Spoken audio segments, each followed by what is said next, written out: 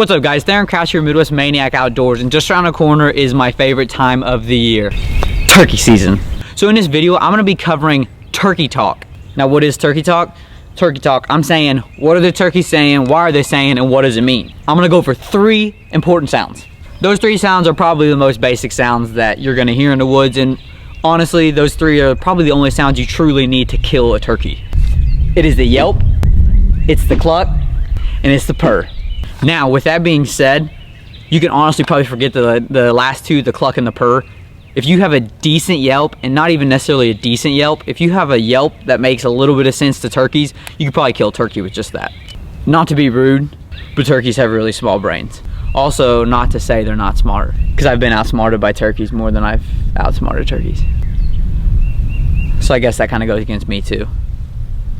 So the first sound we're going to be covering is the yelp. The yelp is probably going to be the sound that hunters are going to hear the most. In general, maybe not necessarily the sound that a turkey will make the most, but I will say probably from a recognition standpoint, this is what you're going to hear in the woods predominantly. The yelp is a high volume call, not necessarily high volume as in it's very loud or it's very low. High volume as in is there's a lot. This being kind of a location call, it's a here I am call. So a gobble and a yelp are actually both location calls. The difference is 99.9% of the time the male is going to be doing the gobble, as to where a yelp can be used by both males and females, predominantly by females during that turkey season itself. The difference is the gobble being a lower volume, kind of smaller cadence initiation of just like a as to where a yelp's going to potentially be more like a something in that nature. This is to kind of say a here I am. This can be used in all sorts of fashion, but mainly the here I am used a lot by brute hen, the leader of the group. She'll actually do it. It's called an assembly yelp. Basically says, here I am, let's line up here. Sometimes she'll do it right before the roost. Sometimes she'll do it off of the roost if you get busted up. The assembly yelp is actually a very good call and tactic to use in fall. A lot of old school guys will actually bust up flocks of turkeys, then hunt them with assembly yelps. Kind of messed up, it's kind of cheating, but you know what they say, it's a man-eat turkey world. So I actually like to run my yelps in a pretty basic sequence, but not so basic and not so repetitive that it necessarily comes off as fake to the turkey.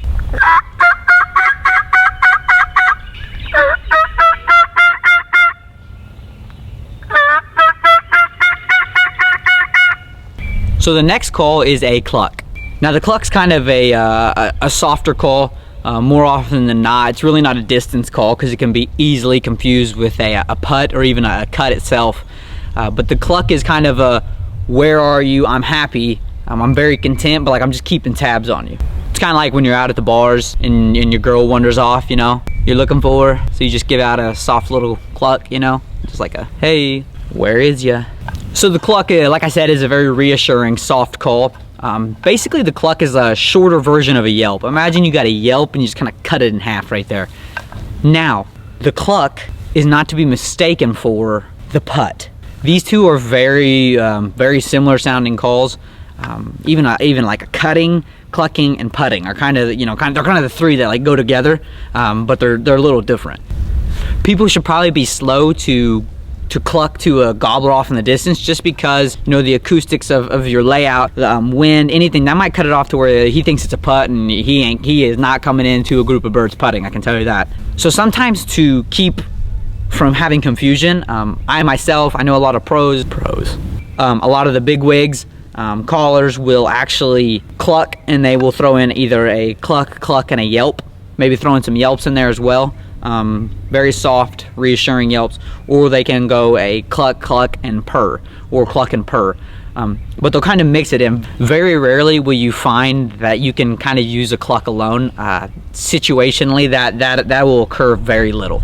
So like I said, when I run the cluck, I'll actually kind of just yelp, but kind of cut off the last 25% of that yelp.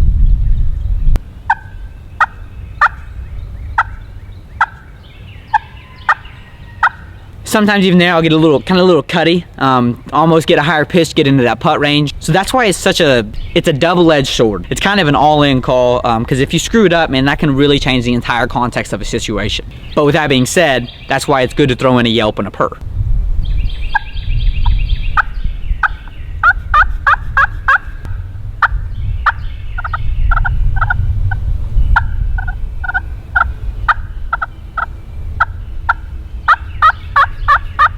All right, last but not least is the purr.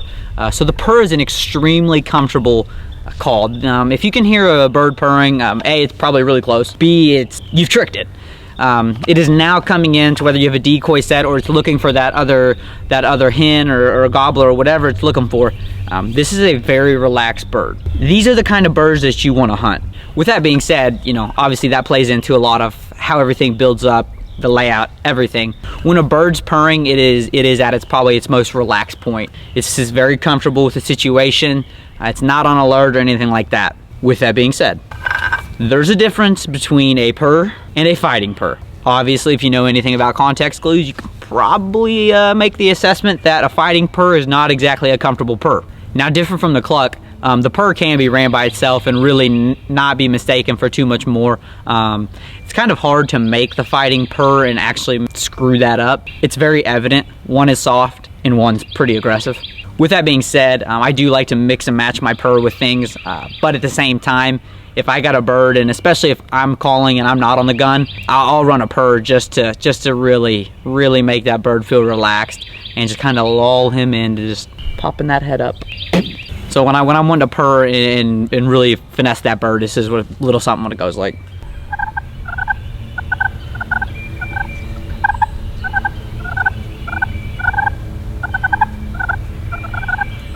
So then I like to mix in, you know, maybe the cluck or a yelp and a purr and just kind of put it all together.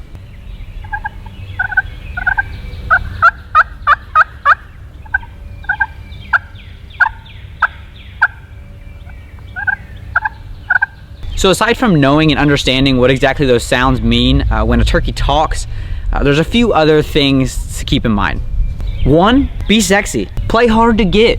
You know, gobblers really, they're so used to gobbling and then hens, you know, coming into them that more often than not, if you know, you call, move 50 yards toward him, call, move 50 yards toward him, he's gonna hang up right there because he's used to, you know, people coming to him. So play hard to get. Flaunt it for him a little bit, you know, shake your tail feathers out there, let him know, you know, hey, this is what you're missing out on, pal. Then once he gets close enough, boom!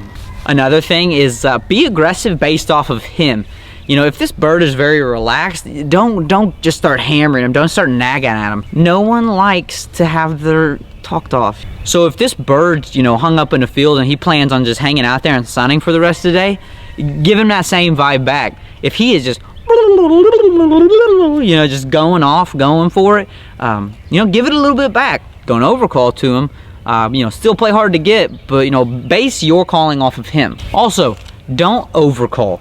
Overcalling, did my camera just move? Also, don't overcall. Overcalling is very common because a lot of people will, once a gobbler will stop gobbling, they'll actually start calling more. In reality, if he stopped gobbling, he's probably coming for you. I mean, he's probably shut up, he's done talking, now he's ready to walk the walk.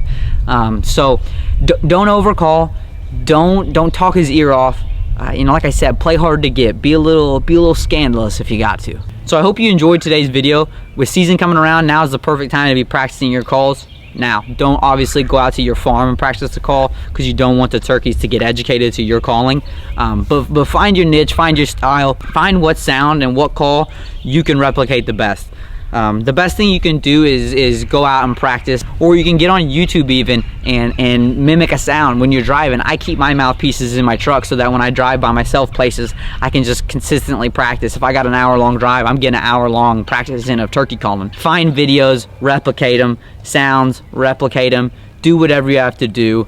But just be prepared, and like I said, being comfortable with your call, knowing what you can work with, and finding, you know, what you're good at is what's going to help you the best in the end. So hopefully we can bring a little bit more knowledge to you guys like this, especially beginning hunters. And you know, until then, I'm going to be annoying everyone that's around me, yelping, clucking, purring, cutting, putting, all of it. So Hope you guys enjoyed this. Everybody stay safe, stay clean, stay at home, practice your calls, stay at home, don't be doing anything stupid. And until next time, keep handing out them Maniac smacks.